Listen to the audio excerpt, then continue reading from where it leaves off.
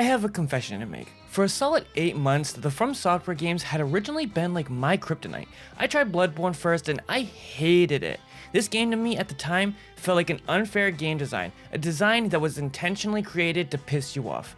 I thought it was designed against the player. This game, however, stayed in my mind for a long time afterwards. I left it alone for a while, then one day, there was a sale at a store that now is slowly crawling into the depths of a deep grave. This relic of a store is called GameStop, and I found a game called The Lords of the Fallen.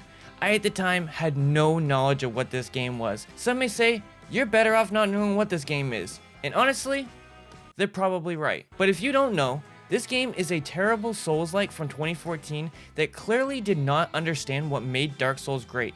It is, however, much easier than Dark Souls.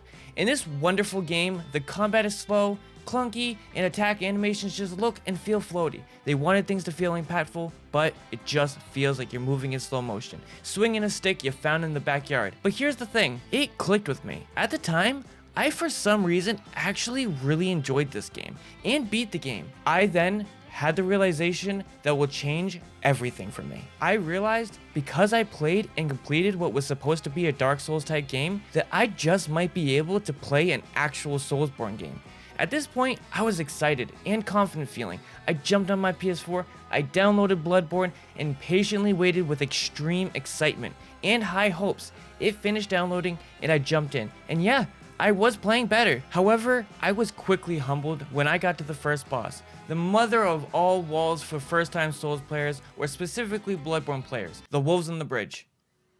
Now, for real though, the Cleric Beast. I got my ass handed to me for about 2 to 3 hours, but this time, even though I kept dying, it felt very different. I was learning, I was seeing mistakes in my gameplay, and trying to improve and try again and again and again. This time, things didn't feel unfair. This became the beginning of what became a life lesson. So the next day, I came back to play, and I beat the Cleric Beast on my first attempt, and it felt great. I felt a surge of adrenaline and satisfaction of overcoming this obstacle, and that dopamine rush after defeating a boss in a Soulsborne game is the reason people become obsessed with these games. The overwhelming challenge you face throughout your playthrough is the hook, and the accomplishment is the reward for your struggle. It's not that people like these games just because they're hard. The get good mindset I feel has watered down the reason we love these games. The people on the outside, they just see these get good meatheads as the whole community and think that this is what these games are like.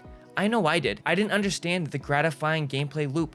I just saw really hard games that people like to torture themselves with. But you must be wondering, why did I say that this game changed my life?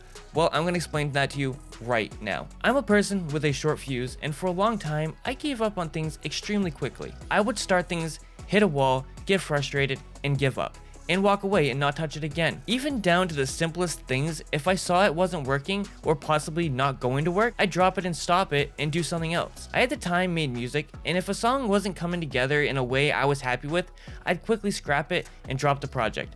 Since 2015, I've wanted to make YouTube videos, and in 2018, I released a couple crap tier videos, saw that no viewers were interested, and just stopped, instead of trying to keep going and improve and keep trying. Even though I may have been passionate about it, it just wasn't enough for me. But somehow, playing these Souls games, they taught me how gratifying pushing yourself to keep trying until you succeed in something is much more gratifying than succeeding in the first try. The process of trying, then failing, then learning, then taking what you learned to try again and improve, that's satisfying to me. This channel right here probably would not exist if I had not started playing these games and felt that satisfaction of pushing yourself to improve. This YouTube channel would see 0 to 10 views per video for a year and a half. But instead of quitting, I instead took the videos, looked at it, and improved the next video. Learned how to make better thumbnails, how to improve video quality, presentation, writing, anything that could be improved. I would put effort into it. I still do every time I make a video. I try to improve at least one thing. These games changed my life forever. I take this into everything I do in my life to make sure I never give up or quit without trying to make it work. Not to say I never give up. Some things are better left as ideas. These games are more than just a get good grindathon. These games are a lesson to me, and I'm sure many other people who once were like me, short fused and easy to quit. I named this channel I Am Vehement as a reminder to always stay vehement. I'm passionate, I don't give up, I keep trying, and I push hard. So yeah, that's how these games actually changed my life.